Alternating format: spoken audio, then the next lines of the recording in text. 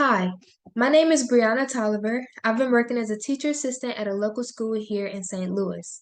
I'm originally from Louisiana and was attending a college there when I realized that my childhood dreams regarding a career were not my dreams anymore.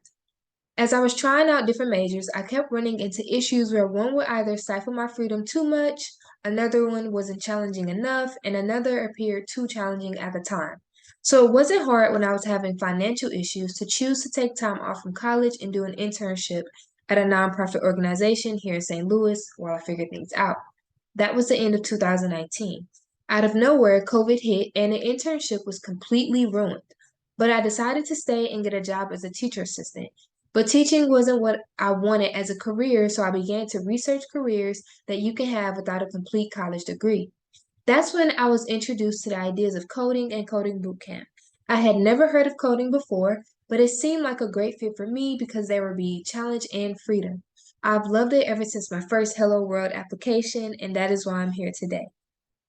My capstone is about traveling on a budget. I decided to make an application that would give people ideas about the next budget trip that they should take, and I wanted to make something that was really nice and fun to use. To create this capstone, I used JavaScript, HTML, and CSS to build all that the user would see, and I used cloud hosting through Netlify and Heroku to host my complete project, front end and back end included. I also used a third-party API to add additional information to my website, and I used MongoDB to save user information. Before I get into presenting the project, I did want to talk about my Agile certification and how that helped me. So normally to-do lists are very, very stressful for me, but I found myself feeling so accomplished and organized when I checked off a user story on Jira.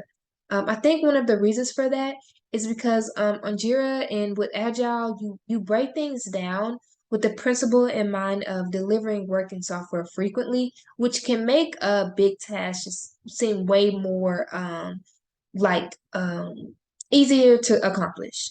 I was also able to meet with my team every week to either do a daily stand up, sprint planning, or sprint reviews, which I really look forward to.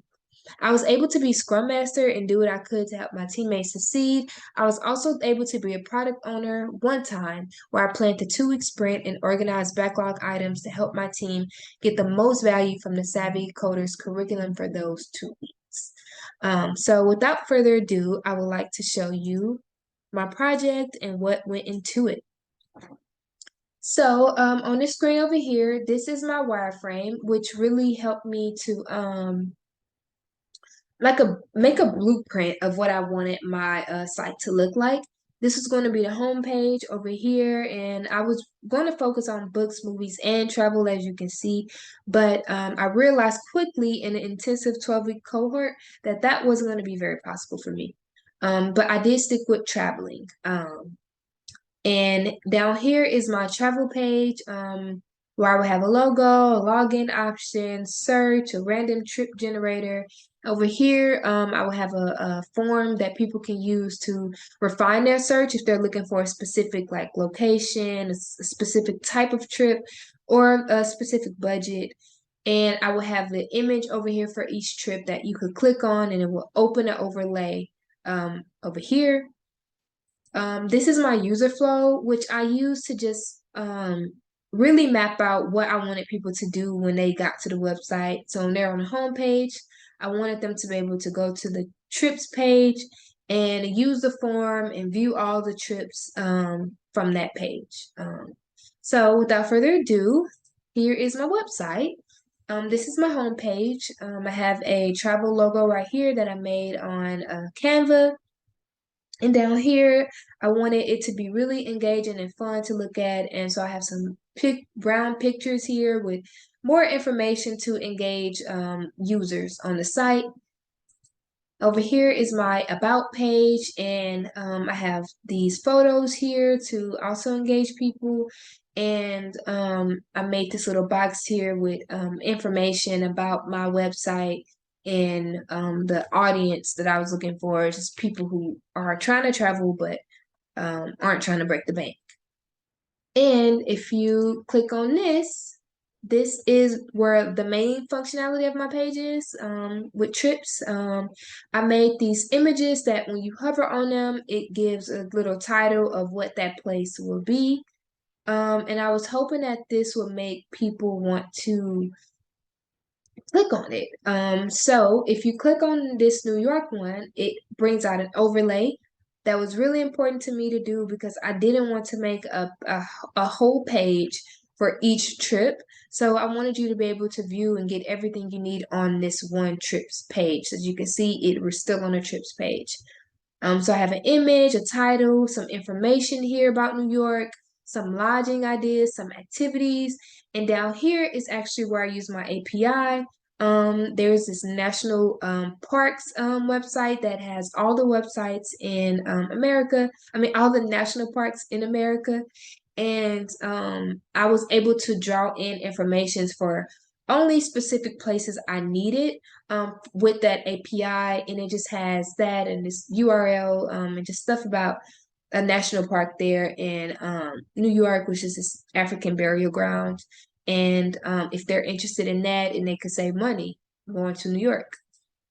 And over here, I have this form. So if people want to, like, just like on my wireframe, so they just want to go to the beach, they could click beach and click see results, and it will bring up this page with only the trips that are about the beach.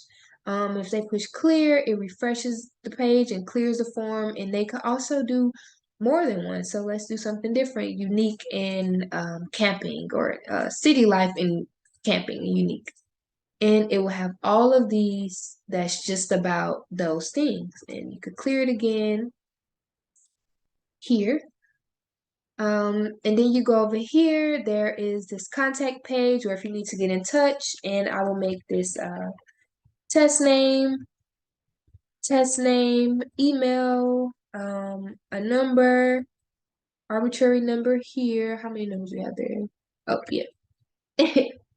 And this hello, this is a test message because there is a word max and limit. If you push submit, well, so when you push it, it must be a little broken from um earlier when I was working on it. So I have to do some troubleshooting after this, but that has been an obstacle for me. So I guess I can show you in my code what I'm trying to do there and what has been where the obstacle is that I have to figure out. So it's up here in this contact page. All my information has to be in a very specific spot. I'm doing this Axios request that is allowing me to a post request that's allowing me to post the form and this information to my MongoDB database. But I was running into an issue in this here when I try to post stuff. Sometimes it doesn't work and it returns like this Axios error. And normally, at first, it was just because of this. I just spelt something wrong, but I have to figure out why that was. But I'm gonna look here, and I'm supposed to reset the form and display the message that it really does work. And I really want to show you because it's so beautiful. But yeah, things happen, and I will definitely um work on that. Something I'm very proud of is this form here, which was also really hard for me. So what I had to do was basically, what I learned was with JavaScript, with browsers, they use something called the DOM, to be able to interpret, the code, and it can record every thing that you click on. So with an event listener, so I would record, like if I click on beach, record it, and put it in this array, which is basically, I think of it as like a box, and it pushed all of the choices into this box, and it's going to basically look at my trips, and I made a tag over here, a class that would have like city to identify that, or it would have beach or camping. And it will take all of the trips that has this and put them in that box. And what it would do is look and see, okay, well, if if a choice in that box is equal to the words in this other box, it would erase everything on the page and only put the images, the trips that I needed. And what was hard about that is the DOM doesn't really make accessible arrays and objects, or aka boxes. So I had to use this method, array.from, to make that a box that I could use, or an array that I could use. And that was hard because I didn't know that, but it was a really good learning curve, and it was really, really awesome to learn that. So very, very excited about that. And yeah, and I'm very, very proud of that. So yeah, thank you so much for watching my demo, and let me know if you have any questions, any comments, and I hope that you have a great day.